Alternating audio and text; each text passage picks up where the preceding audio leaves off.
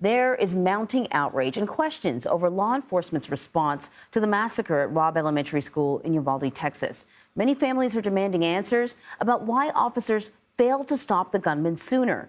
A new video appears to show parents begging officers during the rampage to either go inside and stop the shooter or let them storm the building to save their kids.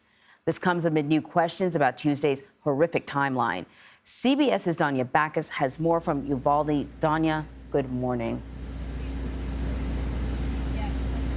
Good morning to you, Anne Marie. This community is already grieving. Now there is anger and growing criticism over law enforcement's response to the shooting. This, as we are hearing more from a survivor about the moments of terror inside of that classroom with the shooter. Today should have been the first day of summer break for the 19 children and 2 teachers of Robb Elementary killed by a gunman Tuesday. She was excited for the summer. We were going to go to the zoo. The family of 11-year-old Layla Salazar is instead planning her funeral, and they have lingering questions about the police response on that horrific day. Maybe they could have acted faster. As the day goes by, we get more and more information. Officials have struggled to clearly lay out the shooter's movements and what actions were taken by law enforcement in the 90 minutes he was at the school. The initial officers, they receive gunfire. They don't make entry initially because of the gunfire they're receiving. But we have officers calling for additional resources. Law enforcement officials say the gunman walked into the building through an unlocked door without being confronted by anyone. CBS News has learned it took an hour before an elite Border Patrol team entered the classroom and killed the shooter.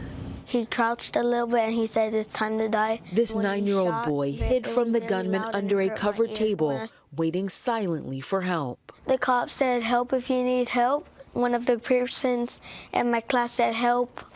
The guy overheard and he came in and shot her. And then the cops barged into that classroom and the guy shot the cops and the cops just started shooting. For one family, the tragedy has only gotten worse. The husband of teacher Irma Garcia, who was killed Tuesday, died of a heart attack. The family says Joe Garcia died of a broken heart. They leave behind 4 children.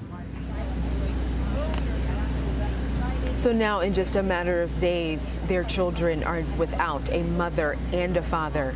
President Biden and First Lady are supposed to visit here Sunday. We're told they will be meeting with families of the victims. Anne Marie? You know, Danya, I think that some of the frustration that people are experiencing has a lot to do with kind of the initial information that we were told. And at one point we were told that there had been a school resource officer there. They seem to walk that back. You know, can you sort of clarify what in particular is upsetting parents? You know, I think what it seems to be is all of those things, right? We saw that video of parents in the parking lot waiting. Because this is such a small community, many people knew what was happening. They received an alert. You know, they were able to call each other and say, hey, something's going on at the school. Some parents were close enough to even hear some of the gunshots. So then they rushed to the school. They're in the parking lot.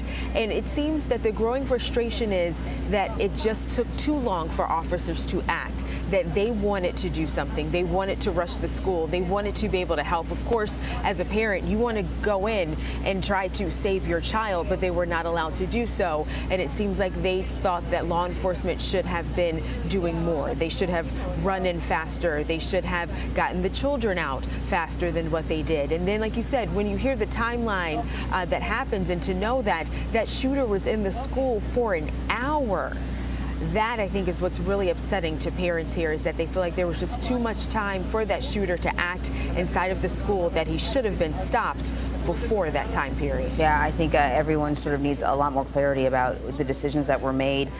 Are they doing anything to sort of reach out to the parents, the families, the small children? What's being done for them?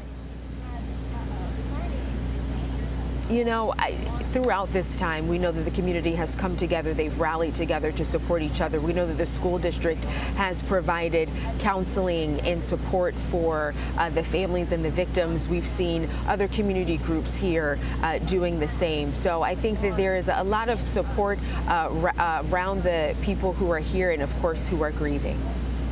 All right, Danya, thank you very much.